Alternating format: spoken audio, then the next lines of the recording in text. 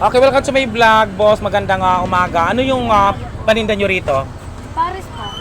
May Paris ka. Dito kami ng mami. May mami, may Paris na rin. So, magkano yung Paris mo? 80 po with rice. 80. Yung mami? 50. 65 with rice. So, ano lang ayun sa akin yung 50 na mami kasi hindi ko pa yung natitikman. So, ayan.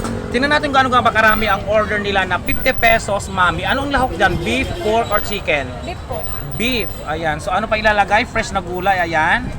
Ayan. Ayan, ang dami naman ilagay mo. Hindi ba dahil vlogger ako kaya pinupuno naman ng mga condiments? Ayan. Lahat ba ng, kahit hindi vlogger, ganyan ang serving nyo? Ang bango naman ng ano mo, ng mami. Uy, sa mga gusto makatikim nito, Gusto po kasi yun. Ang ganda ng mami mo, kakaiba to, ha? Ayan. Tapos bubuhusan pa lang sabaw na kumukulo yan. Oo. So, ayan yung sabaw. May timpla na yung sabaw. Hindi na kailangan lagyan ng mga patis, tuyo, kalamas at kung ano-ano pa. So, ito yung halaga ng 50 pesos. Hindi pa kayo lugi, napakaganda ng serving nyo. Ang dami. Ganon. So, sa mga gusto makatikim, itong pinakamasarap at bago ngayon na pinagkakaguluhan dito sa Estero Sigado.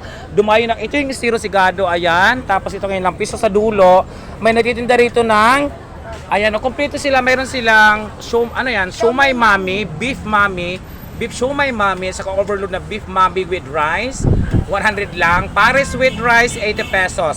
So, ito yung kanilang mami, 50 pesos lang. Hindi na kayo lugi dahil sa ibang mami ay mura nga, wala ka naman makakagat na laman.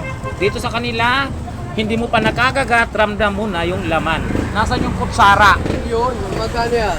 Ayan, kaya na kayo, sir. 50 pesos lang po. 50? Masarap pa talaga yan? Masarap kasi, ay, binablog ko na po, ayan na. Ayan, So, ito yung kanilang mami, kung mapapansin ninyo, talagang 50 pesos lang, nandyan yung laman, yung beef. Kitang-kita yung baka. Ayan, baka ito, baka. Baka sabihin yung hindi. Ayan, 50 pesos lang ito. Mainit yung sabaw, laging kumukulo. Ayan, kumukulo yan. Ibubuhos na sa kanilang mami na yan. Tapos ito, ayan, talagang kumukulo. Ano yung maghapon na kumukulo? Hindi yan ino-off yung fire. Tuloy-tuloy lang. Kung may, kung may itlog, Add lang po ng 15 pesos. 15 pesos kung may itlog. So yung ganitong lang, na may beef na, ay 50 pesos. Diba? Tikman natin. Malakas ang hangin dito sa Quiapo ngayon. Oo, malakas ang hangin. Ay!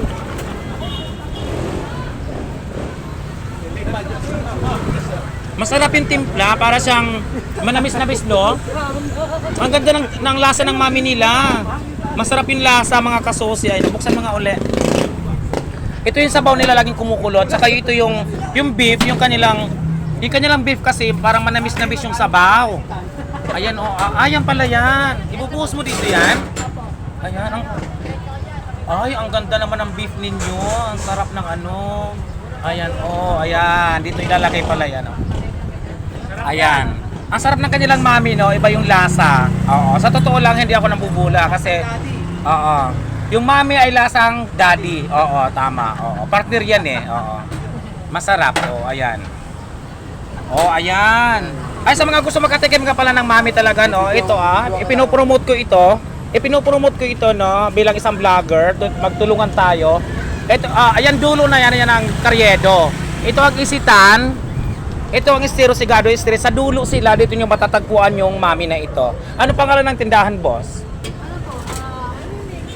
Kagawad Nini B. Kagawad Nini B, no? So hanapin nyo lang si Kagawad Nini B. At dito nyo matatagpuan ang kanyang sariling version ng Paris at saka mami, no? Mga kasosi, no? Ayan ang Isitan, no? Ito, dito lang sila sa dulo, ang mga paradahan ng tricycle. Ayan. Hindi kayo maliligaw.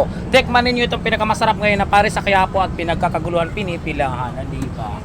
Yung lasa ba nito hindi nyo ginaya sa ibang parisan? Original po na. Original.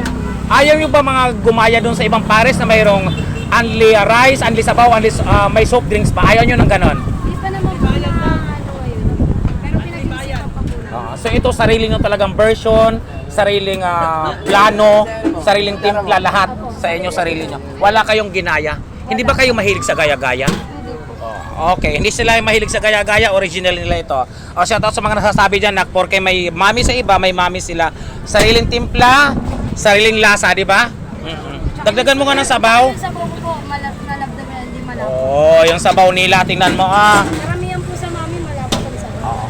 Ayan nga pala, yung sabaw daw nila hindi malapot dahil karamihan ng mami may gawgaw at harina. O sa to sa inyo dyan ng mga nagmamami na mayroong gawgaw at harina ang yung mga sabaw dito. Ayan, ito talagang sabaw. Walang halo ng mga pampalapot o kung ano-ano pa. Okay, thank you.